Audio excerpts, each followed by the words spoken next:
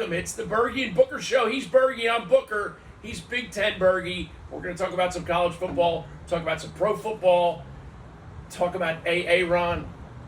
That is they do Hard Knocks there. They got the Jets base literally going insane for Aaron Rodgers, as well they should. Not one of them is wrong.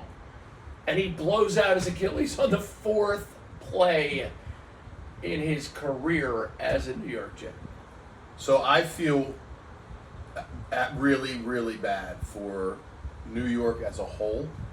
Yep. And the Jets, because they had something to hope for. And they still do. Their defense, they still won the game. But the defense is good. But the electricity, 9/11. Yep.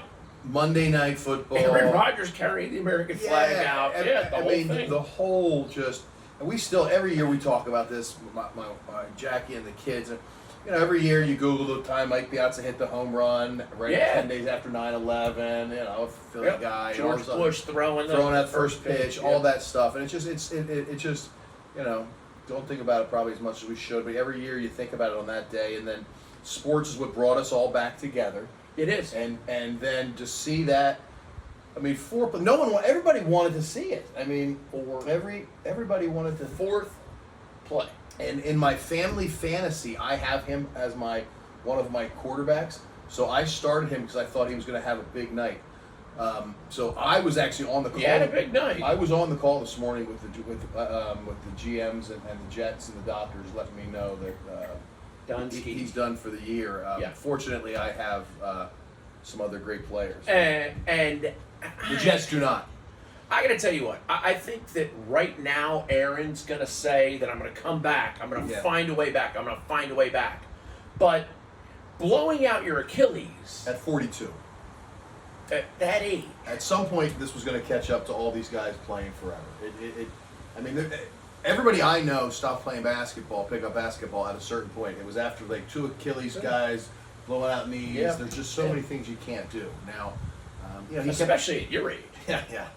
He kept getting lighter, which was smart. A lot of these guys, as they get older, they get lighter and more flexible. But what a shame. And Zach Wilson probably. And you could see his Achilles recoil up. And you saw the right. Did you see that replay? I saw. Where you can. And my dad and my brother both did their Achilles, so I like to joke with people. I'm just waiting to do mine. I can wait. I'm in no rush. I'd love to wait. And here's the thing about the NFL. That injury probably means the Jets head coach will be fired at the end of this season. No, it doesn't. And so you put that in the pregame notes. We talked about it in pre-production. Absolutely not. I think you're dead wrong. He's going to be fired because the Jets... Dead wrong. They fire their coach every few years. He's going to get fired. Nope. Zach Wilson will go from having a very productive career... I will bet you that Robert Saleh is their head coach in 2 years. I'll bet you he won't be. And I'll tell you another thing, Zach Wilson... Now we're going all Stephen A. Smith, talking about 7 years from now, if it's raining and the Jets play the Cowboys, we can't go Stephen A. Smith. But I will tell you, I don't think that's not a damnable offense. The guy tore his Achilles. You could see it ripple. Yeah, but they have his calf. You could see the actual tendon ripple up. They have a great defense. Right. They have Aaron Rodgers at quarterback. No, he's going to be fired within the next 2 years, and Wilson. No way. Wilson's career will never be what it was going to be had he sat behind Aaron Rodgers for 2 years and learned. The other thing I know about an Achilles is Aaron Rodgers will be not on the sideline, but in the quarterback room in less than a week. He might be there tomorrow. We'll see. Or, you got to have surgery. You got to lay in bed for a little while. They got to make sure you're okay. No infection. Boom. Go on. Yeah, but I don't know what his guaranteed contract says, what it means. Can he just walk away and they figure out a deal? No, because he's Aaron Rodgers. He can't. Through the goodness of being Aaron Rodgers, he's going to stay there and help Zach Wilson be the best version of Zach Wilson. No. He totally will. No, none of the guys want to. He's going to have a headset on. None of those guys want to make anybody behind them better. Ben Aaron Rodgers doesn't feel threatened by Zach Wilson in any way, shape, or form. The only guy who ever talked about it. Ben Roethlisberger didn't care. He said, no, why should I make him better? But anyway, the NFL. That makes Ben Roethlisberger a jerk, not Aaron Rodgers. Don't lump Aaron Rodgers in with Ben Roethlisberger. Every NFL quarterback feels that way. No, they don't. Yes, they do. How do you know that? Because they've all said it. Objection sustained. If you watch Suits, you know what I'm talking about. Nope. I'm telling you. Nope. They have no desire to get any unless they want to be a coach. Aaron Rodgers is over 40 years old. He's not going to play for. He doesn't care how good Zach Wilson is. I'm telling you, they don't. They I think he wants to get. I think if the Jets somehow find a way to succeed, he wants some credit for the success. He's been going to the game. He's being a part of New York. He bought in. Everybody was saying, for years we had this, then we got Brett Favre. And Brett never did the New York City thing. He never did the New York thing. And Aaron Rodgers did. He was out with people. He was going to events, going to Knicks games, Net games, Met games, and Yankee games. He was in. And I'll guarantee you that's the better bet. In 2 weeks, give him 3. In 3 weeks, will Aaron Rodgers be on the sidelines during a Jets game? Yeah. That doesn't mean helping him. That doesn't mean he's going to be in the room he's trying to be in the quarterback room. And by the way, if he's going to be in the quarterback room. Yeah, he will be. He has to be in the quarterback room. You have no idea how the NFL works. Helping them. No, he won't. He won't be helping him. He'll be pretending to help him. He is not interested in Zach Wilson's career. He'll never talk to Zach Wilson after he leaves the Jets. Of course he won't. But he wants, and I don't know that you're right on that either, but Aaron Rodgers is a good person. How do you He's know? not a weirdo. What are you talking about? He's not a weirdo. I mean, he's a weirdo in that he goes to these weird houses and sits there for 2 days, but he has no ill will towards man. Nobody from the Packers has said he's a good teammate. Not a single person has said he was a good teammate over 18 years. Not a single player. I'll tell you what, the offensive coordinator did. He won 1 Super Bowl. The offensive coordinator he came to the Jets, or they follow each other. Anyway, enough about Aaron Rodgers. Aaron, please. The NFL... and your wife, Jay Quellen. The NFL did 12, I believe, of the 16 games were all unders this weekend. If you gamble, which, by the way, we're not endorsing that, and everybody says hammer the over, did not go well this week. And I think 10 of the 16 games were all underdogs. So the week 1 was underdogs. And you did say bet the underdogs. Yeah. Ravens won. Eagles won. My Broncos lost. I'm not my Broncos, but I do support the Broncos. They lost by 1 for crying out loud, and they went onside on the first play. Everybody was jumping up and down about Sean Payton going onside on his first opening kickoff as the head coach. Andy Reid did the same thing. Difference. The Eagles that day, in Andy Reid's first game, he went onside kick against the Cowboys, and they kicked the living shit out of the Cowboys that day. Well, his guy didn't touch the ball with it before 10 yards, which Sean Payton's guy did. But they got the ball. No, they didn't. The Raiders got the ball. All I can tell you is they lost the game. And Sean Payton had the balls to do it in the Super Bowl as well, to start second half. Yes, he did, which I don't mind that. And people were jumping up and down saying, like, you're admitting you're not as good. Like, no. We talked about onside kicks last week on our show. Right. So let me ask you, 7th grade football, the highest level. One last question about. So you think very highly of Aaron Rodgers if he's on the sideline of his character, and he's also built big legacy. You think very highly of Aaron Rodgers if he's on the sidelines for this game, right? Yes. So what do you think about Lamar Jackson not going to? I thought that sucked. I thought that sucked. What kind of leaders does that say about Lamar? I refrain to comment because Ravens are one of my teams that I root for. That's where I lost respect for Lamar. The other thing, and you're not wrong to say that, but the other thing is, and you can say this to our viewers, is, and any viewer who knows me well can comment. I don't jump up and down. Like, I didn't come running in here and say the Eagles won and the Ravens won. Like, I didn't text you on Sunday. Blah, blah. Like, it's pro sports. It's entertainment. I agree. Somebody said it today on one of the shows I was watching. The NFL is about making money. Yeah. For everybody. The front office. The dudes, I do Ravens high school football broadcast. High school football showdown, 2023. I'm flying up on the 22nd. We'll get your schedule. River Hill. Yeah, we're going to talk about that. So I know it seems a long time ago. I predicted the Lions were going to win. I predicted the Jets were going to win. I predicted Texas was going to win. You did predict the Lions. Or how in the name of Jesus flipping? And I predicted Maryland would not cover. So I was 4-0 there. I did 2 over-unders. I was 0-2 there. So I'm going to stay away from those. But Lions won and Jets won. How did the Lions beat the Chiefs? They scored That's more points. Embarrassing. They scored more points. Now you sound like Joe Bresci. Yep.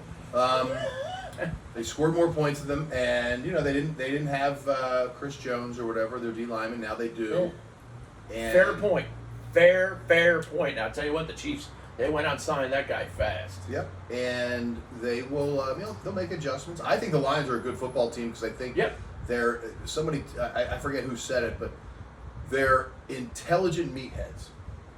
He's got the meathead in the sport of football. That's a give. I want like 20 of them on my roster. And he's got them. He's got football guys who are also smart guys, and they'll die for that guy. They'll run through meatheads. They'll run through a brick wall for him, and there's not 32 head coaches in the league that players feel like that for, and so I think he's got that going for him. I think they'll play for him. So we'll talk about. So let me come at that point. So that makes the Lions good, that they'll run through a brick wall for their coach. Yeah. Best coach. That's not the only thing. I know. Okay, so that's where I want to make sure we're on the same page. Best coach in the history of the NFL is Bill Belichick. Like, you have to admit that. No player would ever run through a brick wall for Bill Belichick. Yeah, everybody has well, it's a different style. It's a different style. And so is he the best? What is his record without Tom Brady? Doesn't matter. Well, I think that does. I think a lot of. Tom Brady was a 6th round draft pick. I understand. 199th. I understand. I know Everybody knows that. My point is, a lot of the NFL success is based upon your situation. There are a lot of great NFL quarterbacks that never got a chance because they were with the wrong coordinator, the wrong head coach in the wrong city. They're picked high because the team stunk the year before. So I don't disagree that Bill Belichick's a great coach. He's a different style. And I will bet you some guys, Ted Bruschi and some of these guys would run through a wall. Yeah. I'm just saying everybody's got but Teddy Bruschi can run through a wall for me or you. Yeah. So that's an interesting concept. But the Lions are going to be good. They're going to be good this year. And Goff is now, I think, 2-0 against Mahomes, I believe. Wow. But again, it doesn't matter. Mahomes has 2 Super Bowls. I tell you what, I was going to say, given the chance to pick one or the other, you would take Mahomes every day. For sure. And again. So, talk about college here for a second. In the year when this is the last year for all of the conferences to look anything like they do, right now. This is a great point, by the way, folks. Listen up. Right now, week 2. 2 or 3, yeah. 2 or 3. Yeah. The top 25, the top 5 are UGA, all right, Georgia, SEC, Michigan, Big Ten, Bergie, Florida State, ACC, Texas, Big 12, and USC. Pac-12. I don't remember the last time the top 5, every Power 5 conferences. That's a great point. They're all represented. Yeah. We're about to blow. We got better research than you. They're about to blow everything up, and everything is finally. Yeah, everything's aligning right as they're about to blow it up, which is unfortunate, but it's all. So I just said NFL's all about making money. College football. Yeah, it's all about making money. Everything's about making money when it comes to sports stuff. But listen, unless you're talking about the what they used to call the Olympic sports, which aren't really Olympic sports, but the non-money making. I know it's not college football, not college basketball. But so the Big Ten has 3 more after that. The ACC has 3 more after that. The Pac-12, I believe, has 5. 3 more ranked teams in the top 25. Yeah, SEC has 4 more. Big 12 has a couple. And then, of course, there's Notre Dame, who can't make up their goddamn mind for the 30th effing year in a row. Just join a conference. It's annoying. They're in the ACC. They're not listed in the ACC. They're listed as independent. They only play 5. Because they're Notre Dame. Yeah, but that's going to hurt them soon. With all the realignment, that's going to hurt them. They should have jumped in the Big Ten. Interesting. But still, we're looking at a 4-year window. But I will tell you this. My cousin Kevin coaches lacrosse at Notre Dame. He loves ACC lacrosse. I'm sure. Yeah, he loves ACC lacrosse. But no, my point is, I said to him a long time ago when I didn't know, I wanted to learn something. So I asked questions. And one of the questions I asked them was, why doesn't Notre Dame join the Big Ten? Because they're right there. They played at the time. They were playing Michigan, Michigan Still State. are. And they still play all the same teams. Penn State they used to play. Yeah, every now and then. And you know what his answer was? He says if they join the Big Ten in 15 years, they'll just be another good Big Ten school. Like Michigan's a great, unbelievable school. Michigan State, great. Every Big Ten school is academically good. Every school is good. The problem Notre Dame Penn State, great school, great football, great all this. If Notre Dame all of a sudden falls in lockstep with that, they lose the Notre Dame. I understand. And why not? Why, if you have that, they've like lost. the 1940s, the Four Horsemen. One of them was named Layton. Everybody knows that's dead. But it doesn't matter. Yes, it does. There's still people who harken back to a better time. Those guys don't play football. They don't. I'm not talking about recruiting. I'm talking about like the 50-year-old, 60-year-old, 70-year-old people You're talking who 70 write and above. checks. Yeah, what's it about? 70 and What's above. it about? And who's in their will? Well, I'm telling you right now, Notre Dame is going to. You look at the amount of money that comes into Notre Dame versus the amount of money that comes into Penn State or Michigan or Indiana or Illinois or Ohio State. I'll pull Ohio State. I'll pull Michigan. Okay, and then I'll turn around because they'd be one of the top. You're not talking. Why would you compare Notre Dame to Indiana or Rutgers or Maryland even? You'd compare them to Ohio State. You compare them to Michigan. Okay, you compare them to Alabama, Tennessee, Georgia. Yeah. They would be that. Because they have that Notre Dame. They're not even that good at football. But they would get more money also from the TV contracts with the Big Ten. Yeah. They play Michigan. They play But they have Purdue. their own contract with NBC. It's nowhere near as big as the Big. It's nowhere near. They're just split it 10 ways. I need somebody to put in the comments about how somebody study the money. Anyway, I'll study the money for next time. So Let's go Irish. The conferences are finally, kind of Irish are aligned. undefeated, by the way. Yeah, but that's fine. They'll be till they play. And I a think real they're team. playing like West Kentucky this week. There's another thing about college football. Week 3 or week 4, if you played week 0, not a single. Last week we had 2 teams that were ranked playing each other. So a total of 4 Texas, Alabama, which we're about to get into. Yep, and then Ole Miss and Tulane. Now, Which is not even that good a game. This week we've got no ranked teams playing each other. Yeah. This is. I don't know why that is. It's Well, like a bye week for. Some of it is because teams schedule so far out. Maryland plays Virginia, and that got flexed to Friday night with the Big Ten. That's an old rivalry. That should be a big game. That should be good. Yeah. No one anticipated 4 years ago that Virginia would suck. I mean, no one anticipated that. So some of it is the scheduling so far out, which I think a lot of that'll change with the realignment. Some of it is that and again, this needs to change. Some conferences you have to play 9 conference games. Some you only have to play 8 games. Yeah. So if you're Penn State, and I joked about them playing Delaware because it was an absolute joke of a game, but it doesn't matter who Penn State plays. They have to beat Ohio State and Michigan, and those are the only 2 games that matter if they beat those teams. So why would they schedule anybody else? I think they should schedule it to make themselves better. The old iron sharpens iron, but instead they put 100,000 people in there. Injuries deplete your stars. Well, Just ask Aaron. the question is, will Texas learn more? Will Alabama learn more from a loss to Texas than they would have playing Southwest Eastern Missouri Tech? And the answer is yes. And they can still make the SEC championship game. LSU, and the answer is yes. LSU. The problem is this is not your normal Alabama team. Normally you have, and you and I talked about this before the show in pre-production, you have Nick Saban loves that quarterback that can drop back and pass or tuck it and run. And right now he's got a guy who can tuck it and run. He's got a running back. He's got a running back with no experience and bad decision making. But, and I told you this earlier, if there's a coach, and I also had some other people who chimed in on this, if there's a coach who can do this, I think Nick Saban. I think he's one of the best coaches in college football history. He's the greatest college football coach. He's the best one right in now. history. Because he's done it with limited scholarships. I don't care what you say about Bear Bryant and the Nebraska coach and even Joe Paterno. They had Tom Osborne. Yeah, they had 100 Barry scholarships Switzer. back then. They could give you a scholarship just so you didn't go to Oklahoma and develop. The best way, if you're Oklahoma, yeah, and you want to make sure a kid doesn't go to Nebraska to beat you, put him on your bench. Yeah. There ain't no way he's going to beat you. So he's done it with the limited scholarships. He's done it with losing his coordinators every year for forever. He's a great coach. And I love hearing interviews of these guys that come back and they talk about whether it's Smith or it just goes forever. All these guys. And the one guy came back and be the Texas coach. Yeah. Sarkisian was a coordinator. And you know how many careers he has saved? Sarkisian, Mike Locksley. God, no, Mike Locksley, the numbnut. Sarkisian, who was not him. Lane Dumber. Kiffin. Yes. Yeah, he has saved every one of their careers. Yeah. I'll give you a little bit of information. When Mike Locksley was kind of untouchable and unhireable for some issues and everything like that. You talking about Lane Kiffin again? Mike Locksley. Okay. Like Lane Kiffin. They took him on.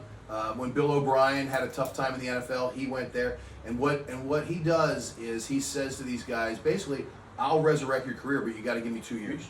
Yeah. And he also says, I'm going to learn from you. He trusts their knowledge. Yeah. I guess Lane Kiffin is a good football coach. Great football coach. I don't think he's a great person. I don't know whether he's a good person or not a good person. I think that he's got some stuff going on. I think that background. I think he spent a lot of time chasing Dad's resume. Because Monty Kiffin was the inventor of the Tampa 2 and everything, and I just think he chased money. Chased honey? I'm sorry, I didn't hear you said honey or money. One will cost you the other. Yeah, exactly. One will cost the other. So ask grass or ass. Nobody rides for free. Yep. Right, Lane? But anyway, it'll be an interesting. The question now I have is will the Duke still be in the top 25 in a couple of weeks? No. Well, maybe. Who knows? Wait, we got to talk about one thing. How did Charlotte do? They lost. How'd they do? They covered. How'd your boy Biff show? They covered. How was the Biff show? The Biff show was right over there. I don't understand. By the way, if you think I'm showing off my biceps, you need to look at my biceps. I got Biff Poggi's arms. I might have better arms than Biff Poggi. And he's got the cut down here that just showed way too much, way too close to nipple.